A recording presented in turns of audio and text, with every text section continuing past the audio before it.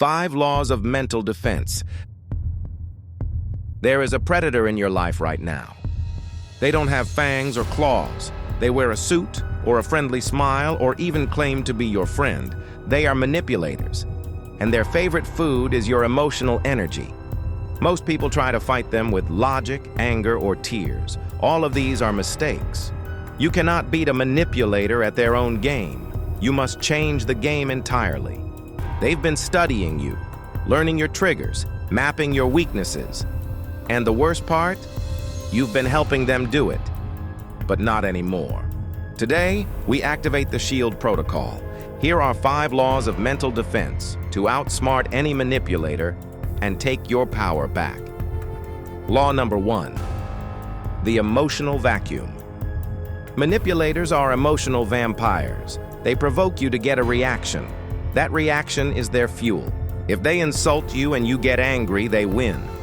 If they guilt-trip you and you apologize, they win. If they lie and you desperately try to prove the truth, they win.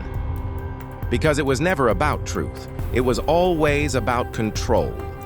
The defense is the emotional vacuum, sometimes called the gray rock method.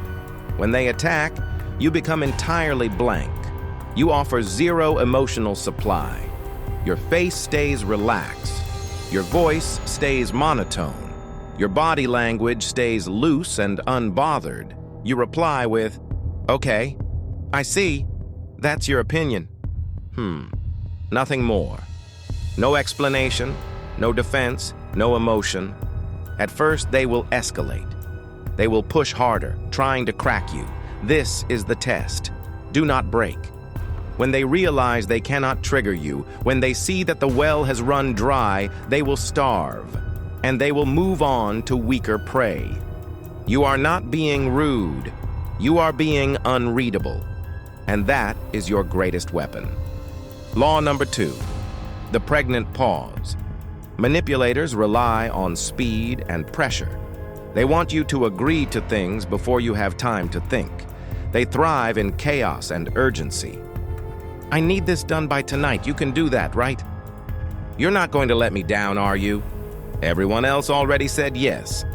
They're counting on you to react instantly, to say yes out of fear, obligation, or guilt. Do not answer immediately. Look them directly in the eyes and count to 4, slowly. The pregnant pause is a shield of silence. It absorbs their pressure and reflects it back onto them. In that silence, something magical happens. They will feel awkward, exposed. The weight of their demand will suddenly rest entirely on their shoulders, not yours. They will often backtrack or weaken their demand without you saying a single word. And if they ask, "Well, what do you think?" you calmly respond, "I'm thinking about it." Silence is not weakness. Silence is your armor, and it is unbreakable. Law number 3, the broken record. When you finally set a boundary, a manipulator will try to break it. They will argue, they will negotiate, they will play the victim, they will bring up the past. "I can't help you move this weekend." Manipulator. "But I did so much for you. Come on, just for an hour. You're really going to leave me hanging?" Here's what most people do wrong. They explain, they justify, they give reasons. "Well, I have this thing and my schedule is tight and I'm really tired." Every reason you give is a crack in your wall. The manipulator will wedge into that crack and pry it open. Do not explain yourself. Do not give excuses. Use the broken record technique. Repeat your boundary in the exact same tone of voice over and over and over. "I cannot help you this weekend. I understand you're upset, but I cannot help you this weekend. I hear what you're saying and I cannot help you this weekend." Do not change the script. Do not add details. Do not soften it. A broken record cannot be argued with. It simply plays the same truth on repeat until the manipulator realizes they are wasting their time. You are not being mean. You are being clear. And clarity is kindness to yourself.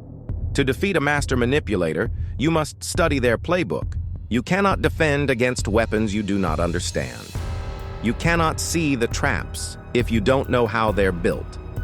The greatest manual on human manipulation and power dynamics ever written is The 48 Laws of Power by Robert Greene.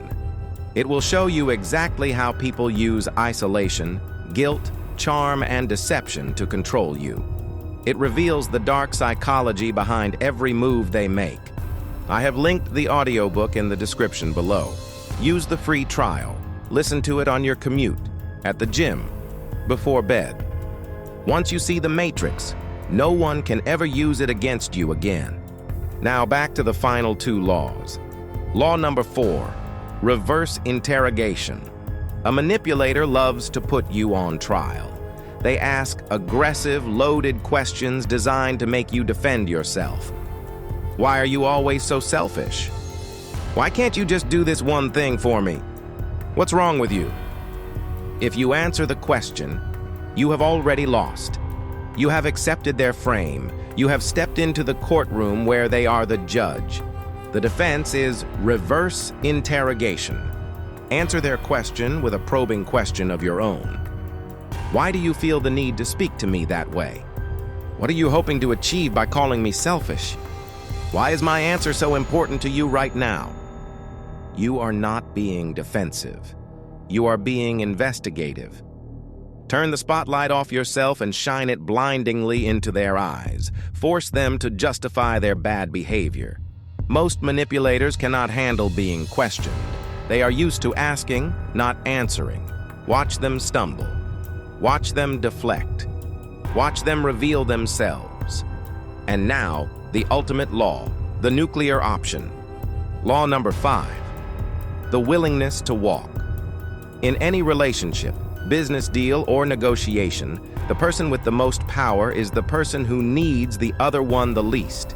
If a manipulator knows you will never leave them, you will never fire them, you will never quit, you will never cut contact, they own you.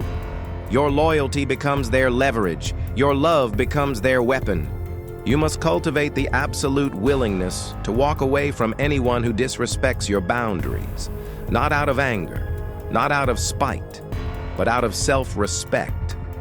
The moment they realize you are not afraid to lose them, their entire illusion of control shatters. They will test you. They will call your bluff. And when you don't flinch, when you actually start moving toward the door, watch how quickly they change, or watch how quickly they reveal they were never worth your time in the first place. Either way, you win. Because you chose yourself. You are not a victim.